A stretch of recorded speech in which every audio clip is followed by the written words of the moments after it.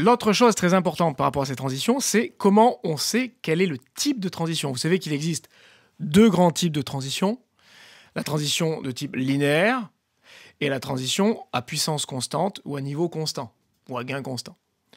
Je pense que vous savez la différence. Quand vous êtes en linéaire, étant donné que quand ça se croise, on a des lignes qui partent tout droit, ça laisse un creux assez prononcé au moment de la transition. Donc on sent un affaissement du volume au moment de la transition. Ça va être utile, par exemple, quand on veut passer d'une séquence à une autre, quand on veut marquer une ellipse. En revanche, si votre but, c'est de maintenir parfaitement la continuité sonore, on conseille beaucoup plus d'utiliser de la puissance constante, c'est-à-dire non pas une ligne droite, mais une courbe bombée. Ce qui fait qu'avec une courbe bombée, au moment de la transition, vous avez un creux très léger qui s'entend à peine, et du coup, on a une parfaite continuité sonore. Alors, dans la vide, où est-ce qu'on sait qu'on est en linéaire ou en puissance constante? Et là, vous ne pouvez pas l'inventer, c'est quand même assez bien planqué, je vous l'avoue. Mais c'est très important que vous le changiez parce que par défaut, vous êtes en linéaire, à différence d'un premier où vous êtes en puissance constante.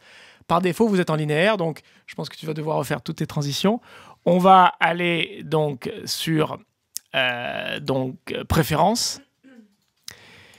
Dans préférences, on va aller dans la catégorie...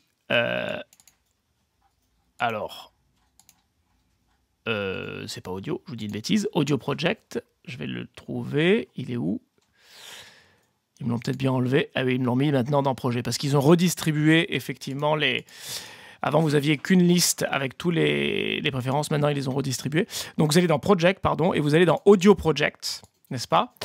Et là, vous voyez, vous avez la première catégorie qui s'appelle Principal.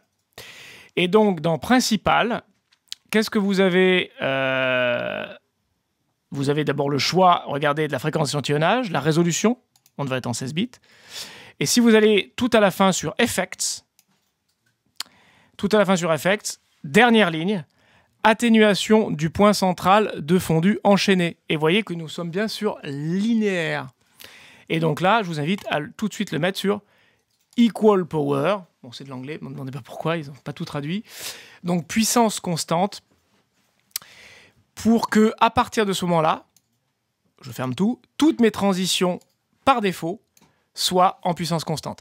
Alors, si vous avez déjà mis des transitions et qu'elles étaient en linéaire, eh bien, vous pouvez toutes les refaire par-dessus, en fait, vous les écraser avec une puissance constante. Dernière chose sur les transitions importantes, vous allez me dire, bon, ça, c'est bien beau de pouvoir placer les transitions une par une, comme ça, mais étant donné qu'il va falloir les mettre quasiment à toutes les coupes audio, ça serait bien de pouvoir les mettre sur toutes les coupes d'un coup. Et vous avez raison. Comment on fait? Eh bien, logique avidienne oblige, on va faire un in et un out dans la timeline sur la portion sur laquelle on souhaite mettre des transitions sur toutes les coupes. À gauche, on va sélectionner les pistes concernées. OK. Ensuite, on va réinvoquer le Quick Transition, s'il veut bien y aller. Voilà. Et dans Quick Transition, regardez, maintenant, vous avez une option supplémentaire qu'on ne voyait pas juste avant. Appliquer à toutes les transitions entrée-sortie. Donc, il suffit de cocher cette case, OK, et automatiquement, la transition va se faire sur toutes les coupes d'un coup. Si jamais vous aviez déjà mis des effets de transition et que vous voulez les écraser, comme ça va être peut-être ton cas, vous cliquez sur « Ignorer les effets de transition existants » et il va donc tout écraser. Et on ajoute. Bam. Voilà. Alors là, il me dit qu'il n'a pas la place... partout la matière en fait pour placer la durée voulue et vous lui dites ajuster la taille pour qu'il ajuste la taille à chacune des transitions.